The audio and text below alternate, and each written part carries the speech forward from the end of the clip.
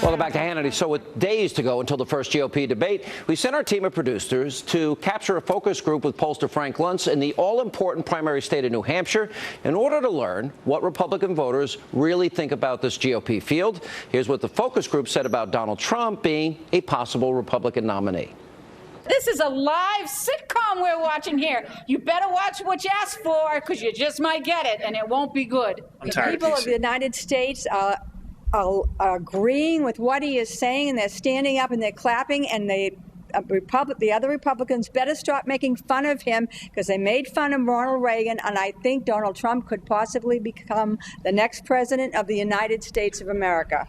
No. This guy has... He is not a fraud. What's a fraud? People have not done his homework.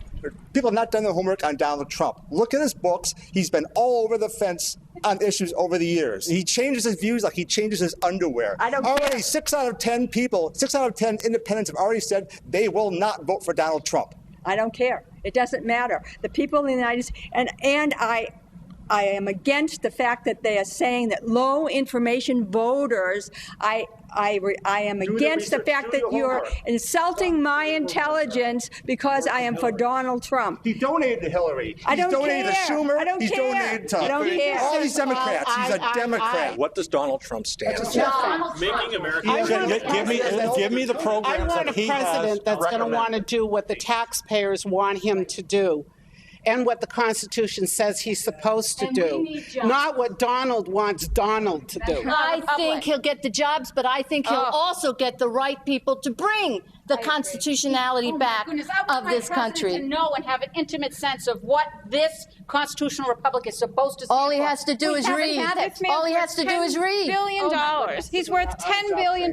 He doesn't know how to create jobs. How can you say he doesn't know how to create jobs when he's worth $10 billion? Wow. Here to help us break down the results of that focus group, the man himself, Frank Luntz. All right, so one of the producers told me that literally you mentioned Donald Trump's name, and for 8 minutes they just fought without you saying a word. Is that true? You being quiet for 8 minutes is impossible. The only thing more impossible, Sean, is you going for 8 minutes without speaking. Guilty as charged. I could have walked off the set and they would have had this debate. And Trump will watch this and say it's not fair. The fact is, Sean, you love him or you hate him, but you have an opinion about him, you're emotional about it, and it was one of the best focus groups I've ever done. This is what Trump is causing all across the country, this wonderful explosion of passion, and it might actually be good in the short term because it lets people communicate what they're so mad at Washington. I love the infusion of energy, if nothing else, and I think that Republicans can learn to be more outspoken, a little more free, and a little less guarded. Let's go over. You asked them about the comments about John McCain, and that exploded. Watch this. He's going off track with the whole John McCain thing. That just blew it out of the water. He does not have to be politically correct. He can say anything he wants. He owes nobody anything. But he went wrong with that, and he's just off the rails. Who was offended by what he said about John McCain? Raise your hands. Who was not offended? You weren't offended by it. It didn't offend me. Why? John McCain's a war hero. Everyone knows it. John McCain didn't win the election, and Trump wanted to get the headline to get votes. My problem with Trump is that I'm worried that he's going to go rogue and run as a third-party candidate. I'm not offended by what he said about John McCain. For one, I come from a military family. I listen to what the veterans are saying about John McCain and his record. And Donald Trump is spot on. If they mistreat him and they keep making fun of him and calling him names, then wouldn't blame him if he wanted to start a third party. Are we not concerned that this guy has a communication issue? We're going to put a guy in the bully pulpit that just keeps saying you're fired? Trump is the boss that I have to constantly follow around and fix all of this stuff that he's broken with his mouth, because it's cheap and easy when you shoot it out, and then somebody's got to clean up your mess. Was it about equally split? Those that liked him, those that didn't like him? No, it was about 2-1, which is what the polling shows. So for every one person who really liked him, there were 2 people who didn't. Okay. But that said, Sean, there is no candidate, not Bush, not Rubio, not Walker, there's none that has the same kind of passion. And this is why Trump isn't going away. And I want your viewers to understand this. That passion means that they will stay with him regardless of what the media says, regardless of what happens in the debate.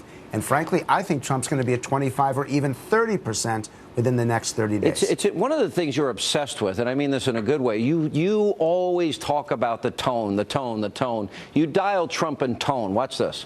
The other day, Hillary Clinton got up and she said, I didn't like Mr. Trump's tone. We have people, Christians, having their heads cut off in the Middle East. We have people dying all over the border, where I was right, 100% right. We have all of this, like medieval times, and she said, I didn't like his tone. And you know who else said that? Jeb Bush. I didn't like his tone. What does it have to do with tone? We want results. This group wants results. You know what? That scored really well. Yes, it did. And you got to give it to him. Because he speaks differently, because he doesn't put sentences together the same way, because he doesn't use the same sound bites, because he says what he means and means what he says, it's one of the reasons why he's got this appeal right now. All right, let's go to Ben Carson. You did a focus group on him, and let's watch their answers. I need a word or phrase to describe Ben Carson. Articulate. Integrity. Intelligent. Caring. Accomplished but too religious. Non-politician. Great doctor. Inexperienced at foreign policy. How many of you think he's qualified to be president? Raise your hands. 1, 2, so only a small number of you. Who think he's actually not qualified to be president?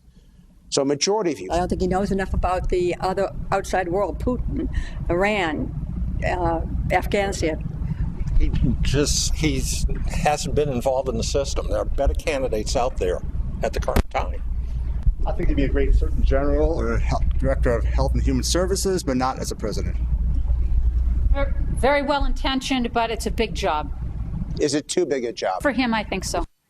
I'm watching that. If I'm Ben Carson, what I would take out of that, I've got to show people I'm up to that task, that I'm informed on these issues. How would you take it?